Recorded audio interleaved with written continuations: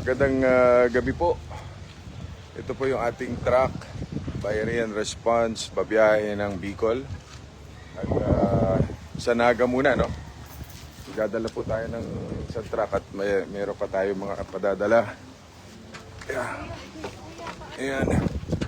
Ayun.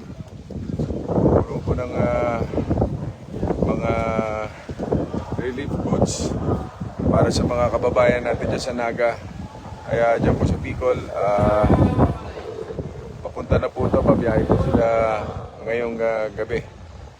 At tinitingnan lang itong weather nito kung baka sobrang tinitingnan din yung mga kung passable na yung mga dadaanan ng mga sasakyan.